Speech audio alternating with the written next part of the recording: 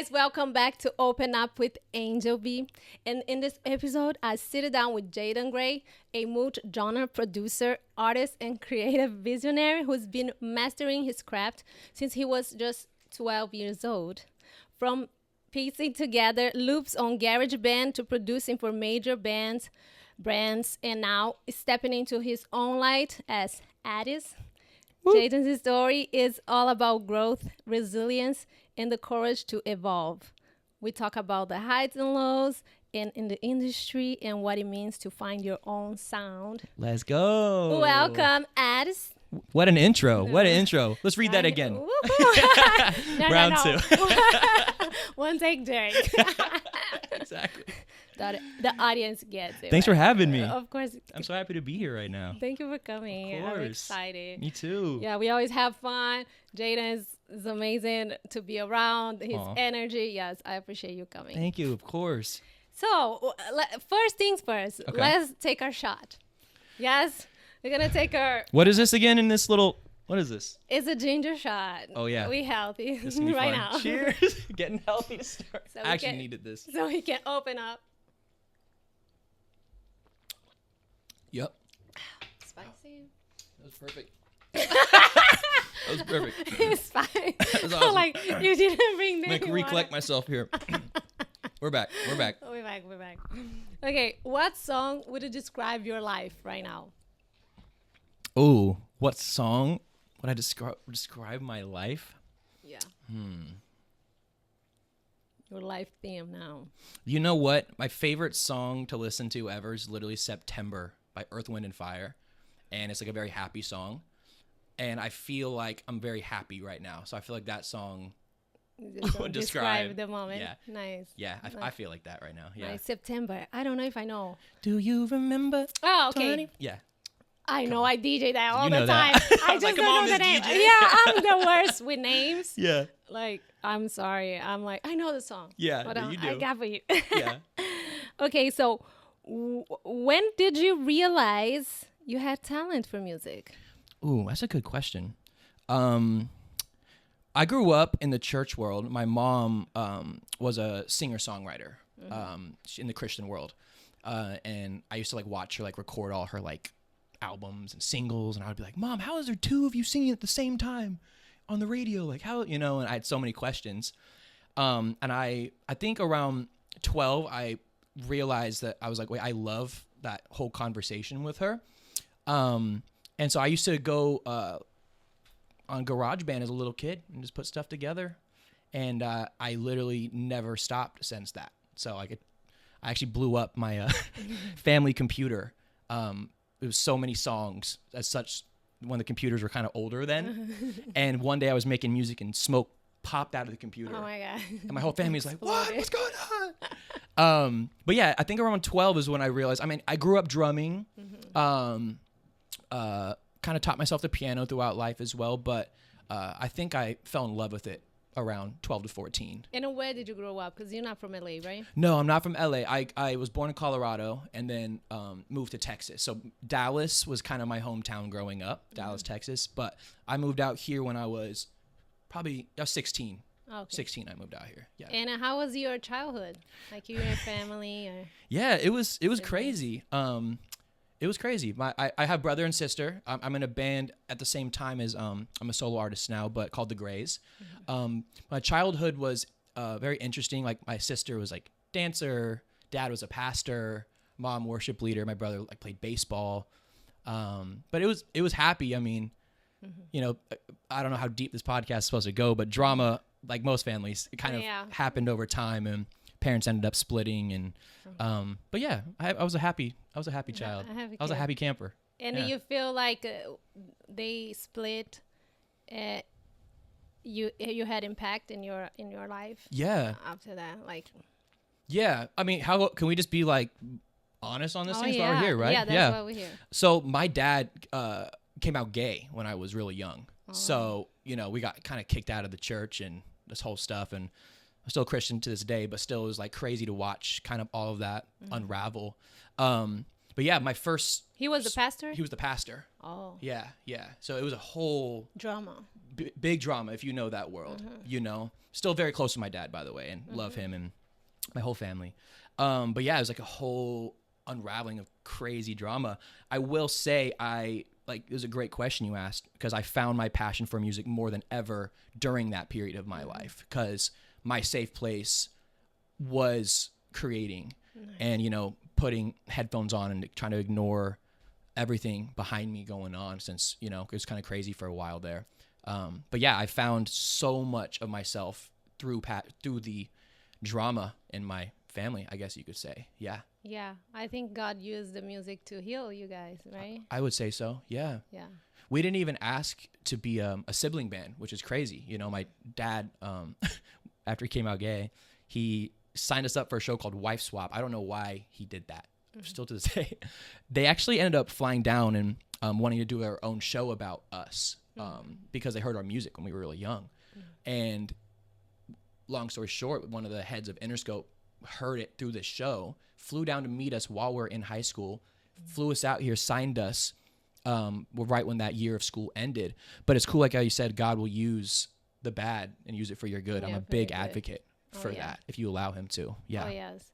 And your mom, you guys, her and your father now are good? Like, yeah. Relationship, everybody? Yeah, everyone's good. You know, my mom, it was a big shock for her. Because they were together. Oh, yeah. Okay. They were 20-something years they were married. I forget exactly the amount they were married. But yeah, they were deep, you know, and we had like the perfect little family.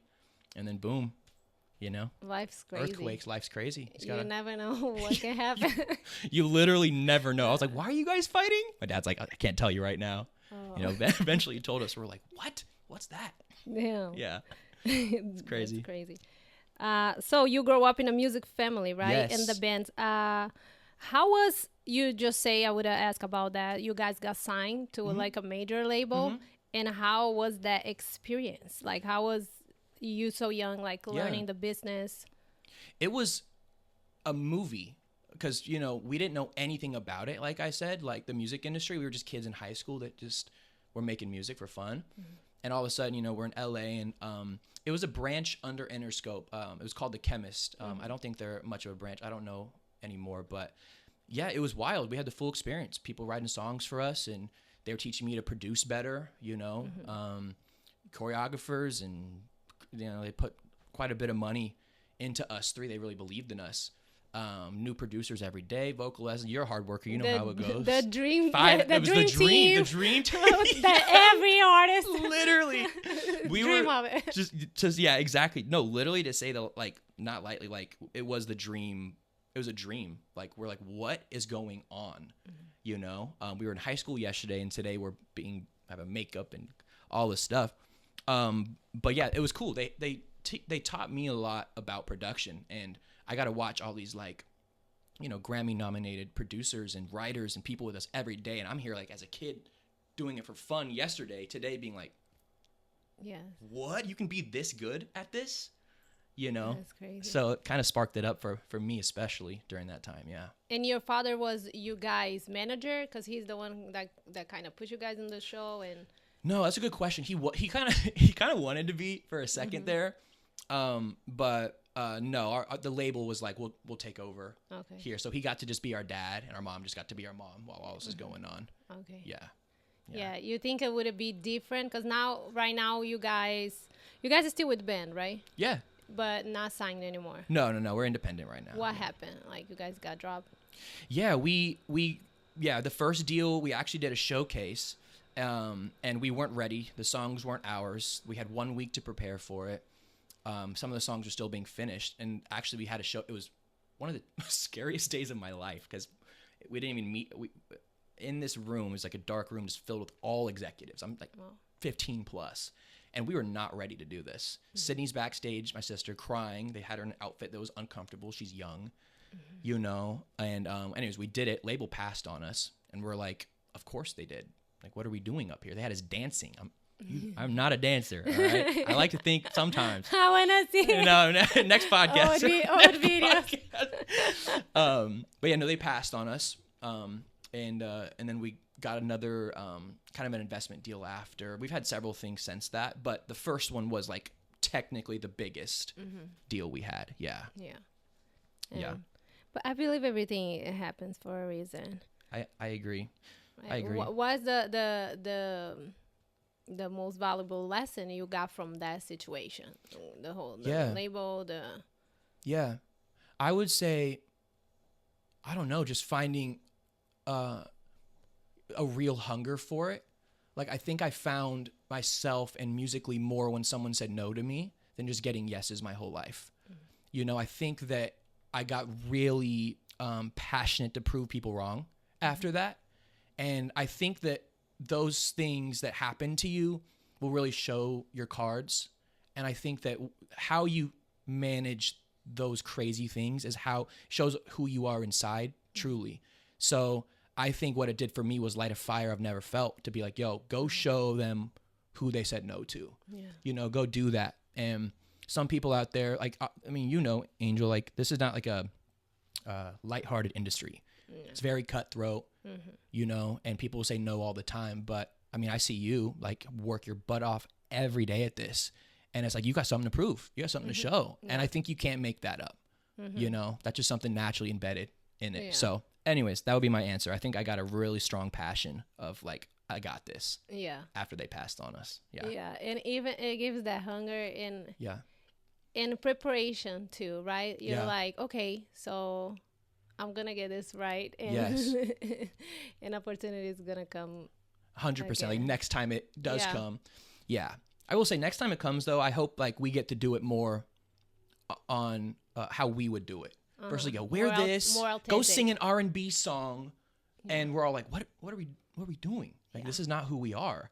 You know. But that's how they do, right? That's why they sign so many young artists, because they create the product that they want, and then people cannot say anything. And a lot of grow up like frustrated and depressed. And, so 100%. So it's good that you saw. You have and you saw the possibilities too. You're like, okay, I can have this team. I can have all this like professionally done. 100%. It was discouraging after though, when you go from having all that to not having it. You're like, okay, who am I now? Like, do we still want to do this? Like, do we not want to do it anymore? You know, and then you got to make that choice as an artist of like, or as whatever your passion is, to like, no, I still want to do this, and I'm gonna find a new path. You know, and that's how we see who really are in this. Because of the love of the music. And not just the money. Of course, we want money. Everybody, we all need to pay bills, and but we wanna get money doing what we love. 100% deserved. But I was like, if it was because of the money, I would have gave up a long time ago. Absolutely, LA is the craziest place to survive and follow your dreams at the same time. You got to be a little bit crazy. Like, I really believe that you got to be a little bit wild inside your head to be like, I can still do this. You know, like, no, we don't have all the money in the world yet, or haven't, you know, and also we compare ourselves to 0.001% of the world, the Biebers, the Billie Eilishes, who just like, that was just meant. Everyone else, I believe you got to go work. You got to do it. It's crazy. And I've been like, the past few years, I've been really on the financial. Something that I live my whole life freestyling. You know, I was always, I would say, sometimes the words just go out of my brain. I was always responsible with bills and money, always did it. But I was just freestyling a lot of things. And now that I have a plan, this and this and this, how we're supposed to manage the money and invest in this and this, I'm like, yo, for regular people, it's okay. Because, okay, you have your bills. You save here, you invest here, and we as an artist, I have to find a portion of this to invest, and record and keep like setting money aside for for certain things. It's not just like, okay, let me invest and get rich. No, we have so many other expenses that if we don't do our career, our business is not gonna go nowhere. Exactly. No, that's really smart, and I think that's something cool you should always talk about with people. Like, you know, I have a lot of artists that come to me and they're like, I want to work with you, but I can't pay you, you know, like, and I'm like, well, a lot of other artists I know will go save up to do something because I can't do always free stuff for everybody. Like I have to go pay my bills, you know, and all these things. But like you said, but if you're smart, you invest, you learn like, okay, I need this at this time. I'm going to save up for that. Yeah. You know? Yeah. And that's a hard thing for some people. Yeah. But I have to learn the hard way too, because I was just like, okay, credit card, and then I figure it out. Spend it. I figured out how much is the song, and I was like, oh. But thank God I have a lot of people too that collaborate with me during the years. But get to some point, you're like, okay, we all need to make money. Like we all need to find ways and 100% and make it work. My sister, you know, us three, my brother, sister, and I, the Grays, we're all so different. I always had my brother and I really had the more music drive. My sister one day was like, wait, I need to go find other ways to go make money so I can follow my passions and can do these things. She's a lot smarter than I am. You know, she went open 3 podcast studios and selling stuff on this and doing this and music videos and whatever she does a lot of things. But it's really impressive to see because she's not doing that because that's her main passion. Yeah. She's like, I need to go make. You need to make more money. I got to go do this. But in her brain, it just works that way. I'm like, how do we start a podcast studio? Oh, no. You know, I'm like, what? I'm just going to keep making beats. She's over here like, I got 30 more ideas. Oh, so I need to talk to her because she's the real one you should have had on this podcast. I talk to her too because I do so many stuff, like so many different DJ, dance, and this and that.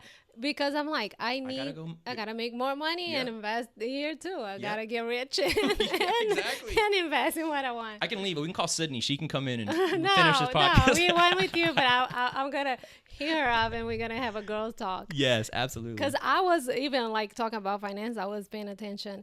I heard that Jason Derulo, he makes a lot of money, right? But what brings him more money is the side business that he has. That is a car wash. There's nothing to do with music, and he travel all around the world, make his show. So I think we as artists, we should talk more about that too and be smart. Absolutely. And when we have the great opportunities, know how to invest and how to save to make the money grow. 100%. Because this is a hard business. And that's a conversation not a lot of people are talking about in the music world. It's always passion, but sometimes it's like the pockets are empty, but the passion's full. And we see on social media, like, the lifestyle. Yep. You ain't see nothing yet, guys. Because behind the scenes, sometimes they struggling to keep that lifestyle. 1,000%. On that. I have seen it firsthand many times. Right? Yeah. So, let's have more of that conversation and help each other, like, to... I agree. To invest. I love that. Because I'm like, we deserve the good life, too. We bring so much joy to the world. Yeah. I feel like the artists... music is like healing. Like in the pandemic, what people were doing, music, watching movies, like all revolves around. If it wasn't art, everybody would have been cuckoo. Like, I always say music's more in God territory because we don't get to see it, right? It's you just get to feel it. So I have always said that lives. I just know God created that because you don't get to see it. Like I said, it's on and it is there, and you are having different thoughts, you're being healed, you're maybe just getting to feel like that emotion for a little bit.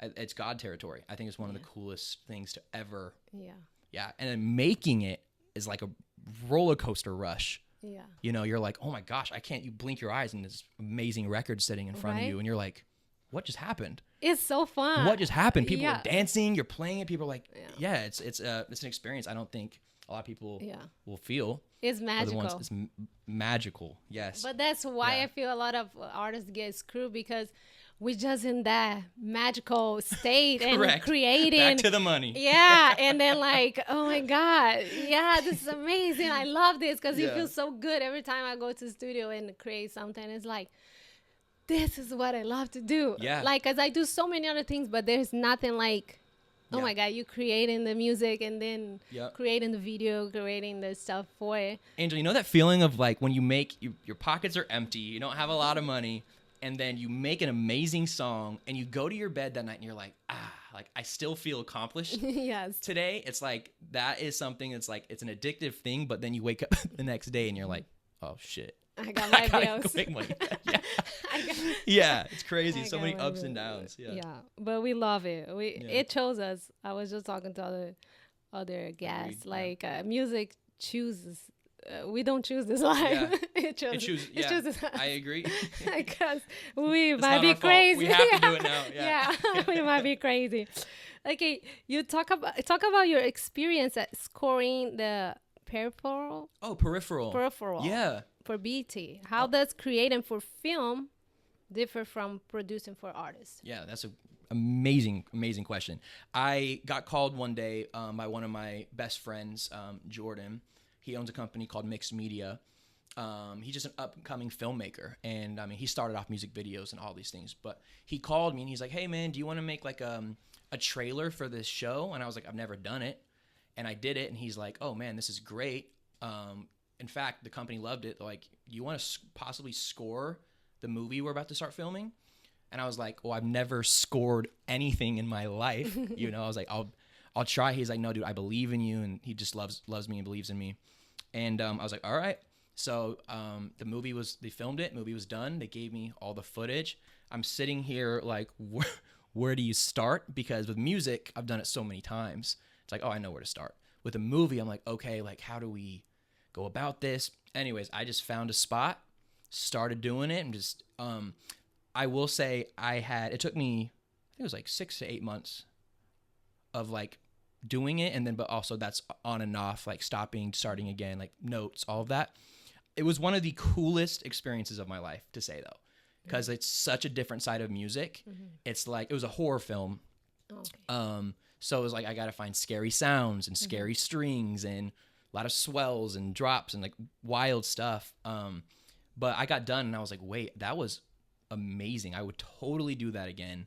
And I even say like later in my life, I might end up just wanting to do that because it was so much fun. Now the differences is everything. Like the company didn't really have like a big budget, even to pay for songs to get onto the movie. So I found myself having to make songs for each scene. So I'm here just making a song in one session and I'm putting it in the movie for that section because they needed a song like that. Okay. So that was cool. But overall, yeah, it's way more challenging than a normal song. Okay, yeah. Way more challenging. They're way more picky and way picky. It's like you have to have the right scary sound here, and you make the strings they could change it 1,000 times because they're like, that's a little too happy or it's a little too scary, or so I'm here like trying to figure out every little scene. You're creating the vibe for the scene. 100%. Yeah. But it was cool because they called me and they said it got picked up from BET and it won a couple awards in Miami. So for overall, I think so. I think even the score was a part of that, which is really cool. Nice, congrats. Thank you, appreciate it. And they called me about that, and I was like, "What? Yeah. What happened?" But yeah, it was really special. And I know like it's an industry that people make money. Like if you get the right production, you can. I didn't make much on this one because it was my first time, but I got, I was like, got me a couple Chipotle bowls. That's about it. We're gonna get more soon. Yeah, exactly. More of that. Agreed. What inspired the creation of your solo artistry? Identity, right? Addis. Addis. Yeah. My grandpa, so I chose Addis because my grandpa, his middle name was Addis. Oh, nice. So, it kind of dawned on me one night. I make music so much for other people, like so much. They always forget, I think, what I do a little bit. Yeah. And I just become a producer to people. It's really funny, but I'm an artist that learned to produce. Yeah. Because I'm an artist. Yeah. And my siblings and I, it's just been, as you know, Angel, like it's an uphill battle in LA. Like it's hard to stay afloat sometimes. Like you could be the most talented person ever, but if God doesn't have it, like you're making all this cash and blowing up, it can be discouraging sometimes. So my siblings and I have been on a little bit of a standstill, like everyone just making money and doing what they have to do. But I was like, screw it. Like I'm going to go start my thing. I'm just going to be bold. I'm going to go for it. Yeah. I'm going to step into the unknown, something I've never done before by myself, and just show off like what I can do as an artist. Yeah. So and I'm so happy you did that. Cause, we got to do it. Thanks. It's every time when people ask me about the dance, right? Yeah. Because I was like, I'm an artist that learned how to dance. Yes. Like, I dance in Brazil. We grew up dancing, right? With Yeah. this samba, lambada. It wasn't me. Yeah. But that wasn't the first. Yeah. And became a profession. Yeah. And then people see you just for that. Mm-hmm. And I had to make a decision like, No. like, No. Let me I'm show Angel B. Yeah. Let me remind everybody Let me real quick. remind everybody what I came here for. Yeah. Yeah. So, yeah. And how is that going? The experience. It's so good. I'm like I said, I'm so happy. I'm so excited right now. I have so much I feel like, that feeling, just creativity just flowing out of you again. Like, I feel like that right now. I feel very on my game, like very excited to do it again. I get to, it's interesting being in a group because you have to kind of make music for each person in the group. Yeah, You're like, okay, we need a girl part. Yeah. What would my little brother sing here? What kind of sound are we starting? And then it came to me by myself. I'm like, oh, whatever works. Yeah. I want to do. So no, I'm really happy and I'm very excited. And yeah, I feel like it's a cool new season coming up. Did you record a whole EP yet, or you just dropping singles for now? Yeah, I'm dropping singles. I have 6 songs in the works. I just released my first one called Syrup. Stream it. Check it out. Check it out. Yeah, I just have, I've been doing this new thing where I don't like sit down and think of every lyric. I kind of just make like a vibe overall very fast. And then I'm going to dive back which vibes I like out of all of them. I'll go in and do the nitty gritty lyrics and challenging melodies and all of that. But I'm kind of just making overall vibes and being, oh, I love this one or I don't like this one kind of thing. Yeah. I'm excited. Thanks. Me too. Yeah, we've been doing stuff. Yeah. It took us forever to work together, by the way. We just started. Yeah, we just started, together. and I'm really excited for the stuff we're recording. Your stuff's awesome. I'm so excited for everyone to hear it. It's going to be fun. Absolutely. So tell me how you balance being a producer behind the scenes and performing artist. Yeah. I think it's something I'm learning every day still. Being a producer already takes up like so much of my time, just paying bills with that. And also just like, for me, my way of life is all one thing. Like my job is my joy, which is my love. It's my career. It's all in one. So it's like, sometimes it's a bit of a blurred line of like when do I do it for me today? Or do I have to go finish someone else's thing today? Or do I need to go pitch a song for a blah, blah, like a show or a movie or whatever? It's like, what do I do? So that is a cadence I'm still figuring out, I think, of like how do I go about this? But I will say I love it every time I do it. So I get to be happy, but I'm still like, there's a way, like I have an assistant too who helps me like kind of scheduling and do these things. And he'll even be like, yo, Jay, it's time to lock in for you today a little bit. You've been doing so much for other people, So yeah, to answer that question, I don't think I have the best answer. Like I'm still learning that. I'm learning it right now. Yeah, I can tell you time management. That's hard thing. Yes. But you know what I did? I had to put certain days. Yeah. This day, it's for me. Yep. And whatever I have to get done for my administration, for my music, for this emails. This is the day the slot I have for the podcast. Yep. This I work. I have to work around it, and you gotta prioritize. Because if now we just say yes, I gotta work, and yeah. I'm a bit crazy sometimes because I'll have a session that will go from let's just say 1 p.m. to 10 p.m. or whatever. That session will end, and I'll be like, I'm time to go to bed, right? And I'll be like, no, I have a window here to make music for myself. So then I'll start for myself from 10 to like 3 or 4. But then my next day, I'm always like... The next day you're like... Yeah, when I was younger a little bit, I was like, that was way easier. Now, like, I had some health problems during COVID. And I'm like, I have to continue to take care of myself. Because I used to just not eat. And I only like... Oh, no. I saw when we were on the I used to weigh 120 pounds back in the day. I was skinny mini. I'm 6'1". That's very tiny for that. Yeah. And I was very, very unhealthy. Yeah. Yeah, no, you got to take care of yourself. Yes. Like, put your time to work, or like when you do sessions, start after lunch. Yep. Like, have a break for your lunch, and then you start. Yes. Like, you got to do that. Yeah. Because if you're not healthy, how are we going to finish all those songs? You know what? Can I tell you what happened? Why I'm this way? Well, I'm learning to not be that way. But when we were signed to the first label thing, there was this guy, there's this producer, his name was Donnie Scantz, okay? And he made a bunch of big records for a lot of big people. And Garnett, the A&R at this label, said, he was like, hey, can you go find Donnie? I need to talk to him. I was like, sure. So I go in, I'm looking around the building for him. I walk into Studio B, where he's at, and he's laying on the ground. Music's bumping. It's extremely loud in there. And he's sleeping. It didn't smell the best. Shout out, Donnie. Love you. It didn't smell the best that day in there. And I walked back in and told the Garnett, I was like, oh, he's sleeping. What's he doing in there? Like, it's just super loud. Should I wake him up? And I'm like, has he left? And it smelled bad and stuff. And he's like, no, he's like so obsessed with this and being the greatest. Like, he doesn't leave. It's like, great. And I was like, well, it smelled crazy, you know, and Garnett's like, it's just who he is. Like, he just wants to be so good at this. Mm-hmm. So he doesn't leave the studio. I don't know what happened to me that day, but I was like, I gotta be doing that. So then I'm like, nope, don't need to eat. Don't need to do anything. Like, this is it. But well, you're getting better. Yes. I saw an interview. Yes. I think it's Pitbull. Okay. He works. He has, like, if it was a regular job, he treats it as a job. Like, 9 to 5. Yeah. And he scheduled someone to go work. I think it's him. If not, it's another big artist. Yeah. He scheduled this person that, oh, let's do music. Okay. Yeah. I'll be there at 9. And the person got there. It was, like, almost 5 p.m. Yep. And then when it was 5, he turned it off and stuff. They're like, yeah, where are you going? No. I just work. Time to go. 5. I will be here. I'm learning that. I will be back tomorrow, 9 a.m. Okay. Yeah. And then he left. Yeah. And I was like, yeah, sometimes we gotta, like. It's a real job. It's a real job. Yeah. So treat like the job. You clock in, it. clock out.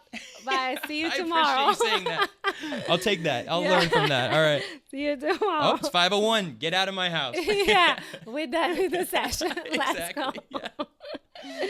What would you tell your young self after experiencing so much in this industry?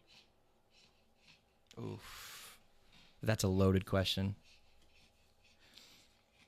I would tell my young self to not change, but I would also tell him to get on TikTok immediately and get on that wave immediately. You know, I never was born with that social media passion necessarily. Mm-hmm.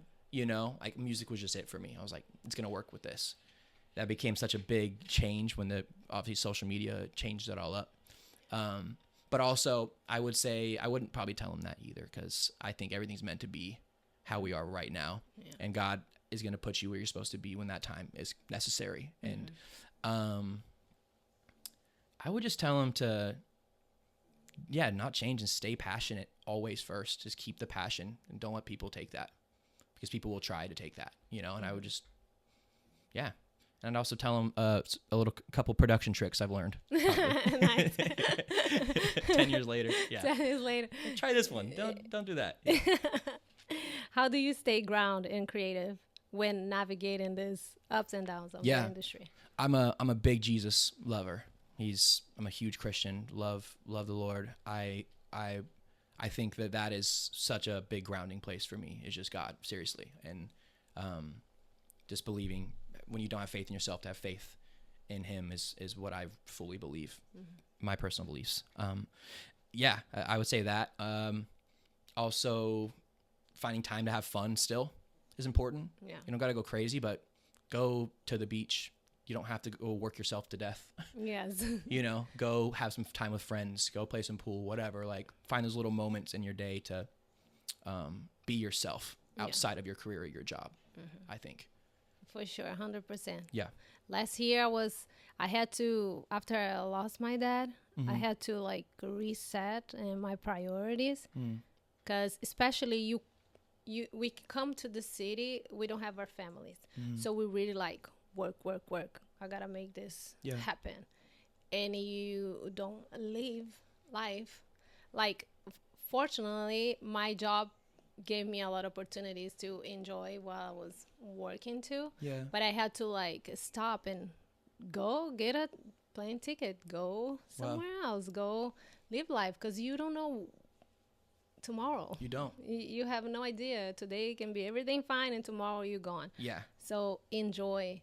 Come on, that is so good. I got chills while you're speaking. Seriously, moment. You have to. When people say that to you as a kid, you're like, yeah, live it up, enjoy. You're like, no, but, like, every second is amazing. Like, every breath is a gift. Like, every one of them. You know, I think gratitude is like the first thing anyone should start with. If they want to find anything they want to do in their like life or whatever their dreams are, gratitude is where it starts. Just first of all, I'm thankful today. Yeah, this happened. My electric bill is late. My blah, blah, blah, whatever it is for you. Like gratitude. I'm so happy to be here. Really. So, and I think that's a good way to start. And doing what we love. Yes. How do you define success? It's a great question. These are great questions. You're probably the best podcast host I've ever seen in my life. These are awesome. Success, you know, when I was younger, I would have said fame, you know, being this or seeing what you know, when you're a kid and you're watching Justin Bieber in a Lamborghini, you're like, whoa, that's success. I think success now is, I think just finding happiness, first of all, is a small success thing every day. But I would just say I want to be financially free doing what I do. I want to be able to like support a family and support my life with music full time. Like, I do it now, but I'm not like balling. Like, you know, it's like still scrapping change sometimes. Like it's how it goes. We're going to have a talk after. I'm going to teach you some stuff. Yeah, you teach me a couple things. I was like, what does a credit card do again? No, I know now. But yeah, I would just say, just I want to be financially free, and I want to, and I also want to impact a big group of people with my music, whatever that means. Yeah. I don't know if that's millions. I don't know if that's 10 people, you know? Yeah. But as long as it impacts, I'm cool. Oh yeah. You making a mark. Thank you. For young producers, artists trying to find their sound. Yeah. What's one piece of advice you want to give to them? Oof. Try it all. That's an amazing question. And that's something I live by is like, you can have influences, but don't let that make your sound for you. Like learn from people and absorb, but like try everything. Like, experiment. Even I always say you should start making music like you're playing darts in the dark. Like don't know what you're aiming at, just throw it and see what it hits. And I think you'll start to stretch your artistry on like what's new and what should I keep, what do I not like. I would just tell people to try it all and have a blast doing it. You know, don't be so like, damn, I think I'm kind of sweating in here right now. It's fine. But yeah, I would say that. Yeah, it's too many lights. Yeah, lights are like. And they see you know. Okay, me too. The other day I put a sweater like that. Was like I felt like the sweat go down. It's like on my back. I'm like, try everything. No. And how we can support you? Like you say, you've been dropping like new projects. So tell everybody how we can support you, follow you. I would just say, just share it, listen to it, tell me what you think, DM me, let's talk. You know, tell me if you love it, and just support your independent artists. This is so important. Like people don't know how hard artists work to keep this going for themselves. And one day it could change, one day it couldn't. You know, and but yeah, just listen to my music, stream it. Like I said, I dropped my first song, and I'm really excited. It's called Syrup. One more time, so. Definitely check it out. What is your social media? My social media, you can type in it's Jayden Grey, and it'll say Addis on my page though, but it's Jayden Grey. Yes. Thank you for coming. Thank you for having me. I appreciate it. Yes, we're gonna talk finance. We'll close this down. She's gonna go teach me about credit cards. Thank you guys for watching, and we see you next episode. Yeah, they know it's over. Yes. Cool. Bye. Yay. Take one. Take one. Yes. Hi guys, welcome back to Open Up with Angel B. And on this episode of Open Up, I sit down with Jayden Grey, a multi-genre. I'm going to start all of it. Practicing English. He's my teacher. I'm the English teacher. That's why I'm here. We're gonna do math next. In the studio. Oh my God, this word is always genre. Yeah. Genre. What the fuck? Why did I write this and I don't know how to say genre? Yeah. Perfect. Take two. Go. Hey guys, thank you for watching. This was Open Up with Angel B. I will bring a new guest every Tuesday, so don't forget to like, to share, and subscribe. You don't want to miss it. Thank you for my sponsors, Amplified Entertainment and Sacred Intimacy. And I see you guys next episode. Peace.